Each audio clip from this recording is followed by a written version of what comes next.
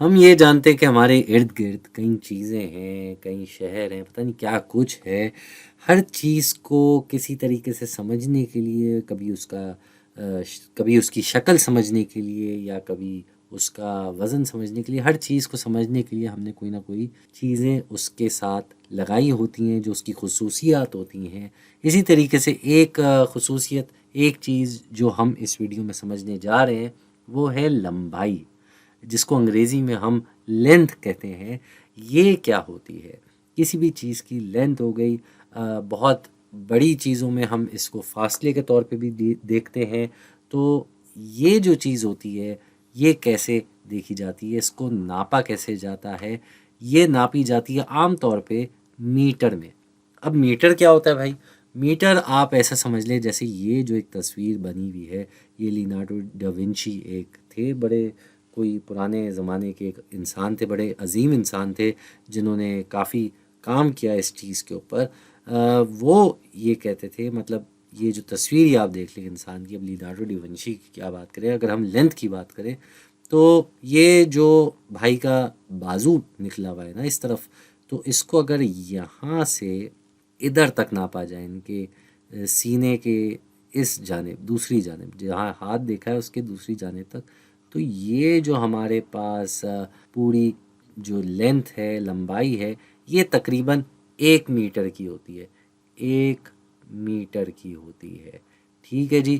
تو یہ اتنا ہوتا ہے تقریباً 1 میٹر۔ اگر ہم انسان کے قد کی بات کریں تو انسان کا قد تقریباً عام طور پہ ایک آدمی کا قد 1.5 سے 2 میٹر کے درمیان ہوتا ہے۔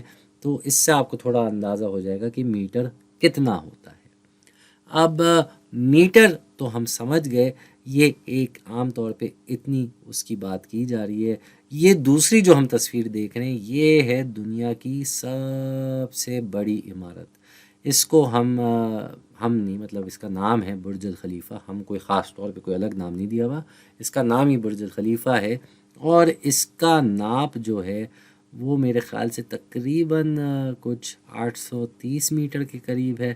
تو 830 ہم ایسے میٹر بھی لکھ سکتے ہیں اردو میں، اور انگریزی میں جب ہم ناپ بتا رہے ہوتے ہیں تو ہم صرف ساتھ میں یہ انگریزی کا حرف ایم لگا دیتے ہیں بتانے کے لیے کہ یہ میٹر میں بات ہو رہی ہے۔ تو یہ 830 تقریباً 830 میٹر لمبی بلڈنگ ہے۔ اس سے بھی اگر کچھ بڑا ناپ آ جائے، کچھ بڑا اس سے بھی ناپ آ جائے، جیسے مثال کے طور پہ شہروں کا آپس میں فاصلہ دیکھا جائے، تو پھر میٹر میں بتانا غلط تو نہیں کہوں گا، لیکن یہ ہے کہ تھوڑا سا بڑا نمبر ہو جاتا ہے، اچھا خاصا بڑا نمبر ہوتا ہے، تو وہ میٹر میں کافی بڑی مقدار لکھنی پڑتی ہے۔ تو ایسی صورت میں ہم کیا کرتے ہیں، ہم کلو میٹر میں ناپ لے لیتے ہیں۔ تو کلو میٹر، یہ کلو میٹر کتنا ہوتا ہے بھائی؟ یہ کلو میٹر دراصل 1000 میٹر کے برابر ہوتا ہے۔ تو جہاں 1000 میٹر سے اوپر کی بات ہو رہی ہے تو ہم عموماً کلو میٹر میں ناپ بتا دیتے ہیں۔ جیسے دو شہروں کے درمیان اگر فاصلہ دیکھا جائے تو وہ کلو میٹر میں بتایا جاتا ہے۔